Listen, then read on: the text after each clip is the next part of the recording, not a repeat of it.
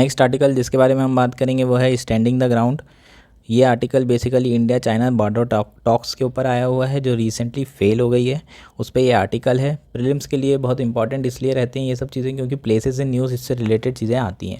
ठीक है, 2020 में गलवान वैली हुआ था जिसमें हमारे 20 जवान शहीद हुए थे और कहीं ज़्यादा हम लोगों ने चाइना के शहीद किए थे जिन्होंने एक्सेप्ट करने से मना कर दिया है। ठीक है, कि कितने जवान उनके शहीद हुए थे, लेकिन गलवान वैली हुआ उसके बाद से डिस्प्यूट चल रहा है। जो ईस्टर्न बॉर्डर है, जो ईस्टर्न पोर्शन है अक्साई चीन का, जो LAC वाला पोर्शन है वो वाले पोर्शन में बहुत डिस्प्यूटेड है रीजन है, जैसे फिंगर 4 हो गया।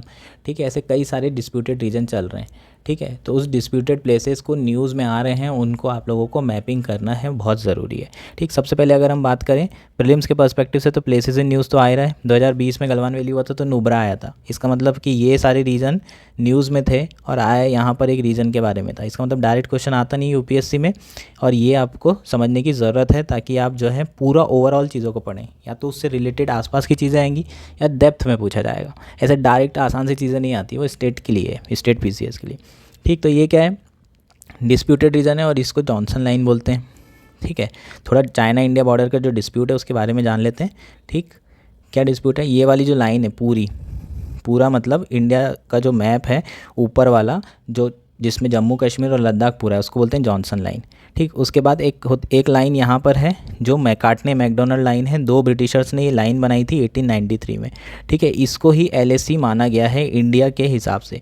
इंडिया का जो परसेप्शन है उसके हिसाब से LAC क्या है, ये वाला पोर्शन है। ठीक है, इसके बाद से इन लोगों ने माना था कि तिब्बत शुरू हो जाता है। ठीक, और जब 1962 में बॉर्डर यहाँ तक के आ गए थे कौन, चाइनीज़।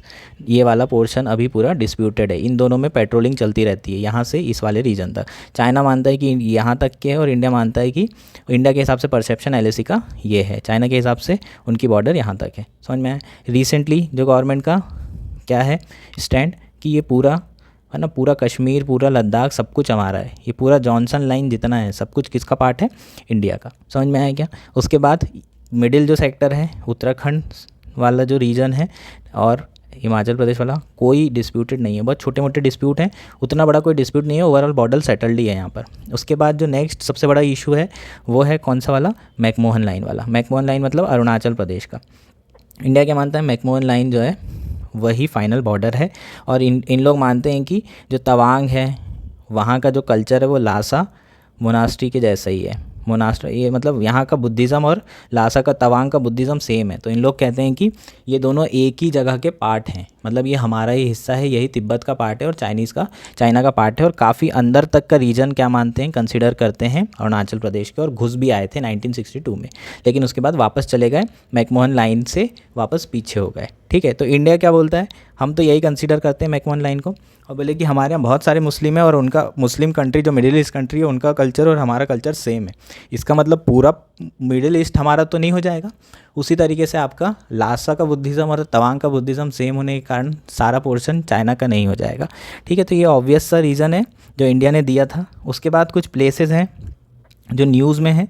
कौन कौन से प्लेसेस हैं, नामकाचू। ठीक है, नामकाचू भी अरुणाचल प्रदेश में है, एकदम बॉर्डर पे है। ठीक है, तवांग वाला जो रीजन है ना उसके पास में, तवांग वाले रीजन में ये नामकाचू है, एकदम बॉर्डर पे। उसके बाद सुमदोरंगचू ये, और ये यांगसे। अभी यांगसे में भी थोड़ी बहुत ना लड़ाई झड़प पड़प टाइप की हुई थी। और दिबांग वैली तो हम जानते ही हैं, ये अरुणाचल प्रदेश का रीजन के प्लेसेस हैं, ये न्यूज़ में है, इसको जानना जरूरी है। सुमदोरंग जो है चू 1986 में यहाँ पर लास्ट टाइम बहुत बड़ा क्लैश हुआ था, पूरे 7 साल लगे थे उस क्लैश को डी एस्केलेट करने में, और 1993 में एग्रीमेंट हुआ था फिर। ठीक है, अभी 2020 में सिमिलर तरह का क्लैश हुआ है। अब हम पढ़ते हैं आर्टिकल क्या है। ठीक, the latest round of border talks between India and China did not lead to any solution. जो अभी टॉक्स चल रही है इंडिया और चाइना के बीच में, उससे कोई सॉल्यूशन नहीं निकल के आया है। More than 3 years and 3 months have been passed since the border stand off started in eastern Ladakh. लगभग 3.5 साल होने को आया है। 3 साल 3 महीना के आसपास हो चुका है जब से ये स्टैंड ऑफ चल रहा है। This has led to an unprecedented buildup of troops on both side. दोनों तरफ बहुत ज़्यादा मास मोबिलाइजेशन हुआ है ट्रूप्स का, है ना। बहुत सारी जो है ट्रूप्स को क्या किया है, मोबिलाइज़ किया गया है। इंडिया ने वेस्टर्न बॉर्डर से उठा के ईस्टर्न बॉर्डर में जो लद्दाख साइड है वहाँ पर ट्रूप्स को भेजा है। बहुत सारी आर्टिलरी भेजी गई है, बहुत सारी जो एयरफोर्स ने एयरलिफ्ट किया है, क्या क्या 70,000 ट्रूप्स को लगभग वहाँ पर शिफ्ट किया गया है।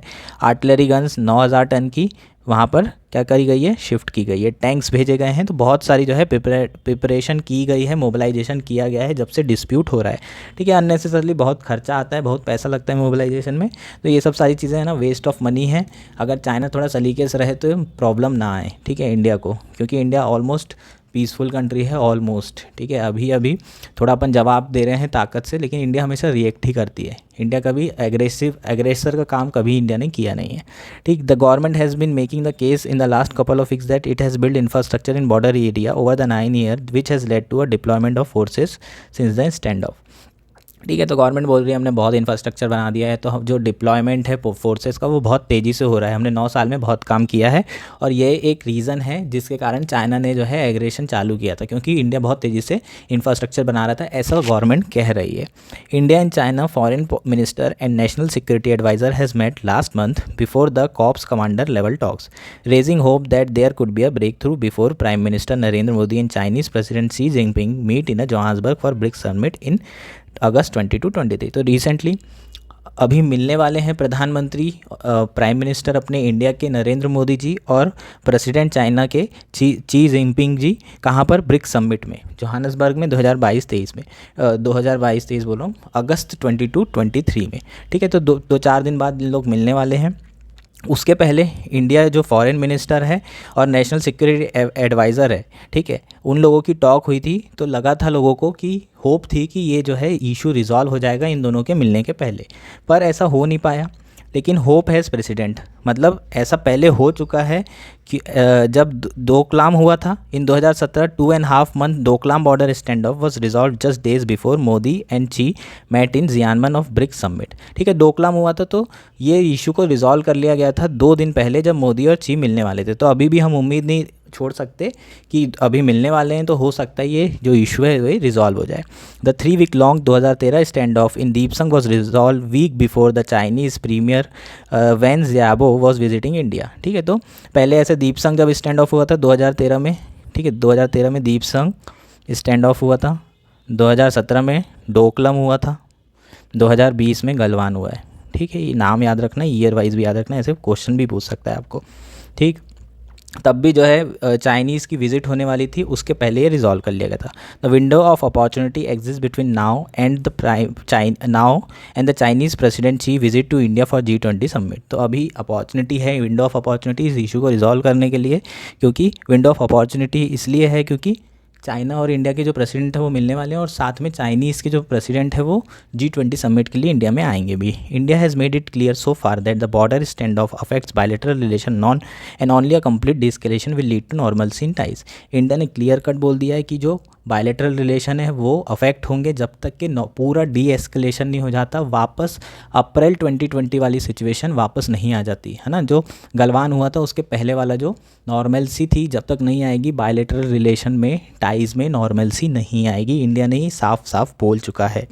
While disengagement at the specific friction point can be achieve, a border deescalation will take time, ठीक है। तो अगर एक आध पॉइंट होता तो कोई इशू नहीं था, डी एस्केलेशन होना आसान होता है, लेकिन पूरी बॉर्डर का डी एस्केलेशन करना इतना आसान नहीं है। पूरे तरीके से मोबिलाइजेशन हो चुका है, हर जगह फोर्सेस डिप्लॉय कर चुके हैं, अब वापस सबको लेके आना है ना, इतने सारा डिप्लॉयमेंट किए हैं और फिर एक दिन में तो खाली नहीं कर सकते, तो इतना आसान नहीं है, बहुत टाइम लगेगा। This is because the troops and equipment will take time to move from the border area. यही हम बात कर रहे थे, क्योंकि अब पूरा ट्रूप जो है और इक्विपमेंट सब कुछ डिप्लॉय कर चुके हैं, तो वापस लाने में उन्हें काफ़ी टाइम लग जाता है। In the sense that this standoff is more complicated than the recent one in the last 10 year. It is similar to Sumdorong Chu, ठीक है। अभी सुमदोरंग चू की बात किए थे जो 1986-87 में हुआ था, जिसने लगभग 7 साल लगे थे डिसएंगेज और डी एस्केलेट करने में, ठीक है। ये बात अपन कर चुके हैं। The fact that the border stand off started month after the 18 meeting between ची and the Modi at Mamallapuram informal summit indicated the build-up was at the direction of political leadership in Beijing, not a local military operation, ठीक है। जो recently stand of हुए ना, वो जब भी जो प्राइम प्रेसिडेंट होता है, जब भी चाइना का कोई आता है विजिट करता है, तब लोग उन थोड़ा बहुत एग्रेशन दिखाते हैं। तो बेसिकली ये माना जा सकता है कि उन पॉलिटिकल जो लीडरशिप है उन लोग जानबूझ के ये सब करते हैं। इसमें सिर्फ जो बॉर्डर में रहने वाले आर्मी हैं उनका कोई कसूर नहीं है, ये मेनली पॉलिटिकल लीडरशिप के कहने पे ही किया जाता है, ठीक है। It become even clear that it had a sanction of Chinese Communist Party, इसको चाइना कम्युनिस्ट पार्टी का भी सैंक्शन होता है। Since the stand off has sustained over the last 3 year, Delhi must not budge and demand complete withdrawal of troop and D escalation.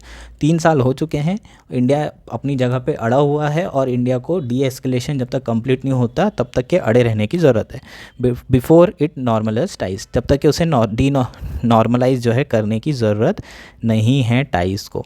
ची visit next month gives India some leverage, the government must use it, ठीक है। तो ची अगर visit करने वाले हैं अगले महीने G20 के लिए, तो गवर्नमेंट के पास थोड़ा बहुत इन्फ्लुएंस है, थोड़ा लेवरेज है, उसको इंडिया को ट्राई करना चाहिए इस इशू को रिजॉल्व करने के लिए।